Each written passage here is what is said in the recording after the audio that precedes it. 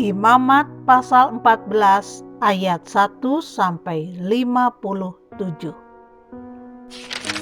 Tuhan berfirman kepada Musa, "Inilah yang harus menjadi hukum tentang orang yang sakit kusta pada hari pentahirannya. Ia harus dibawa kepada imam, dan imam harus pergi keluar perkemahan. Kalau menurut pemeriksaan imam, penyakit kusta itu telah sembuh daripadanya, maka imam harus memerintahkan supaya bagi orang yang akan ditahirkan itu diambil 2 ekor burung yang hidup dan yang tidak haram, juga kayu aras, kain kirmisi, dan hisop.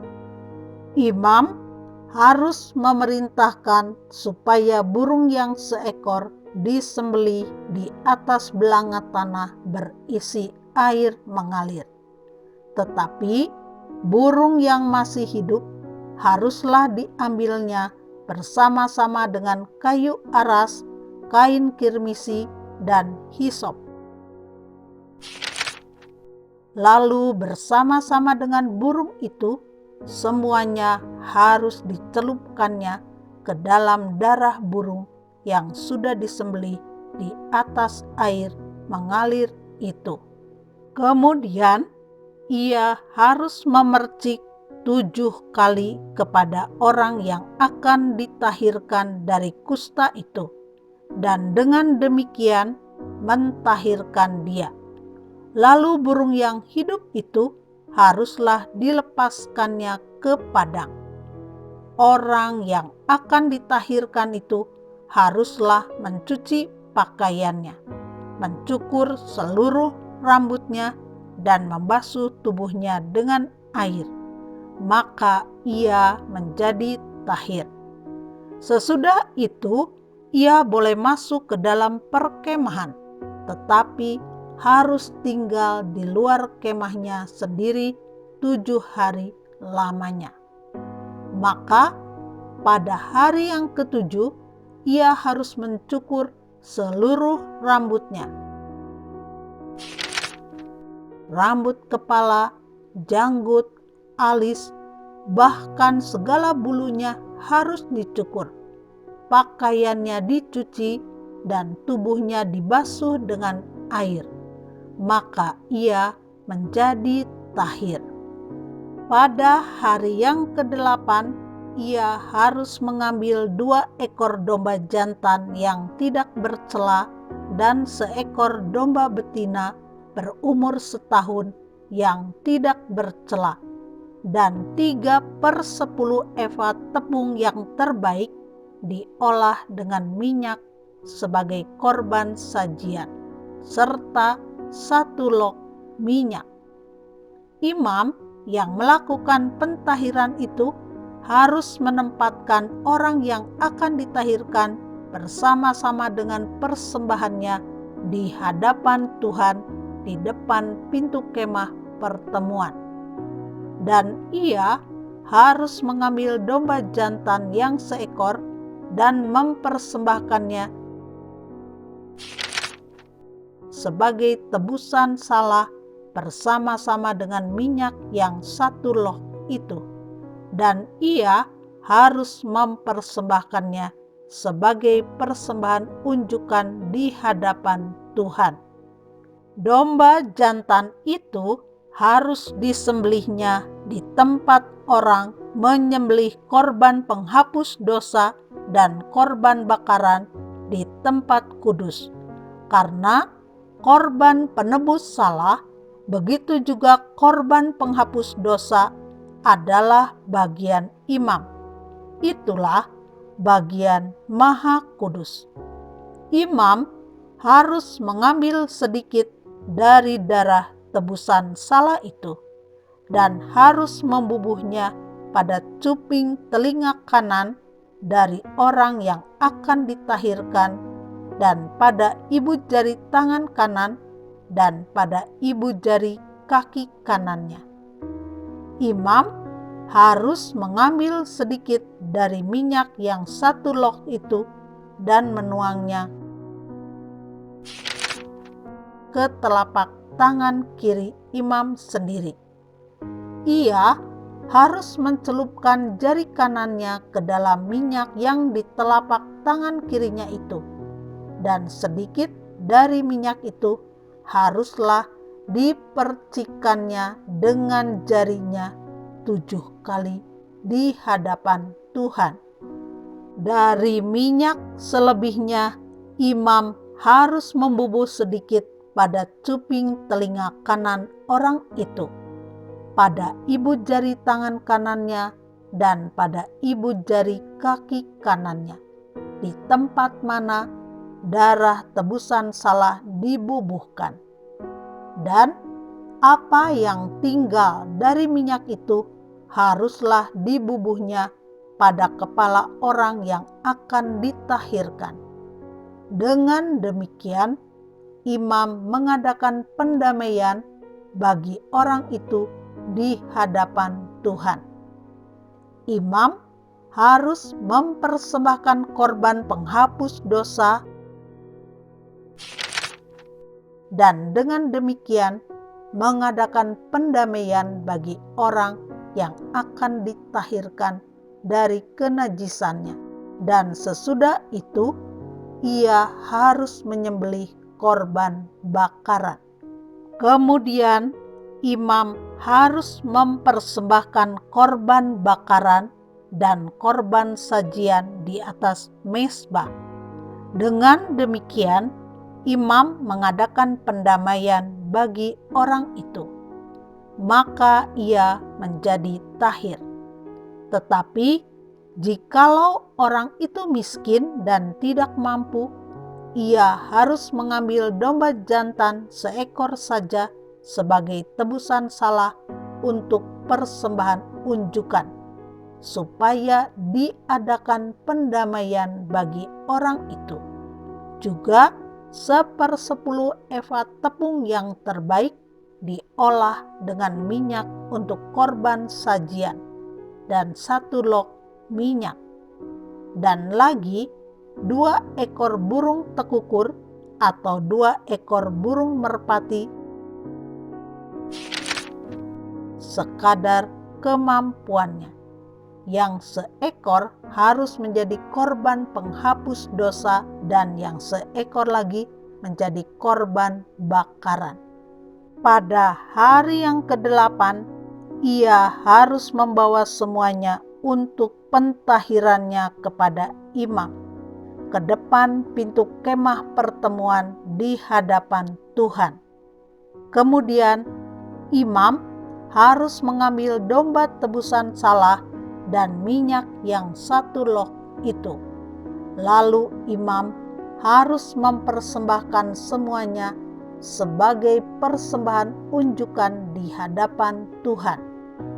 Ia harus menyembelih domba tebusan salah, dan imam harus mengambil sedikit dari darah tebusan salah itu dan membubuhnya pada cuping telinga kanan orang itu, dan pada ibu jari tangan kanan dan ibu jari kaki kanannya. Dan imam harus menuang sedikit dari minyak itu ke telapak tangan kirinya sendiri. Lalu sedikit dari minyak itu haruslah dipercikan oleh imam dengan jari kanannya 7 kali di hadapan Tuhan. Kemudian imam harus membubuh sedikit dari minyak itu pada cuping telinga kanan dari orang yang akan ditahirkan, pada ibu jari tangan kanannya dan pada ibu jari kaki kanannya, di tempat mana dibubuhi darah tebusan salah itu. Dan minyak selebihnya haruslah dibubuhnya pada kepala orang yang akan ditahirkan, supaya diadakan pendamaian bagi orang itu di hadapan Tuhan. Lalu ia harus mempersembahkan seekor dari kedua burung tekukur atau anak burung merpati yang dibawa orang itu sekadar kemampuannya, yang seekor sebagai korban penghapus dosa dan yang seekor lagi sebagai korban bakaran di samping korban sajian. Dengan demikian, imam mengadakan pendamaian bagi orang yang akan ditahirkan di hadapan Tuhan. Itulah hukum tentang pentahiran seorang yang kena kusta yang tidak mampu. Tuhan berfirman kepada Musa dan Harun, "Apabila kamu masuk ke tanah Kanaan yang akan kuberikan kepadamu menjadi milikmu, dan aku mendatangkan tanda kusta di sebuah rumah di negeri milikmu itu, maka pemilik rumah itu harus datang memberitahukannya kepada imam.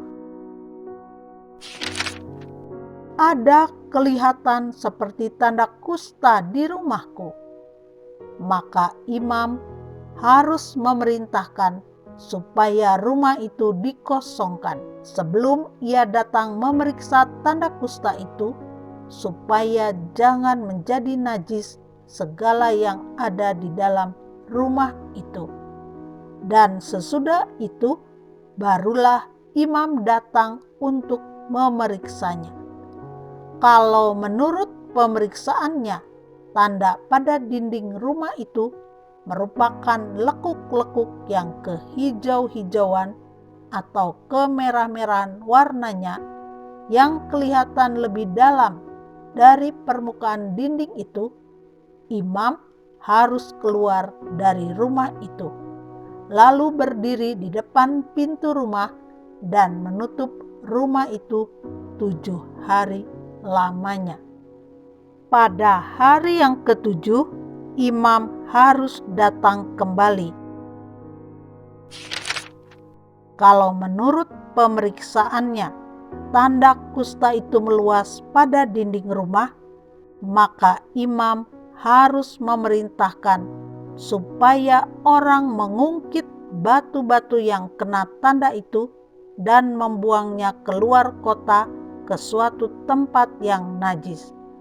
Dan ia harus mengikis rumah itu sebelah dalam berkeliling, dan kikisan lepa itu haruslah ditumpahkan keluar kota ke suatu tempat yang najis.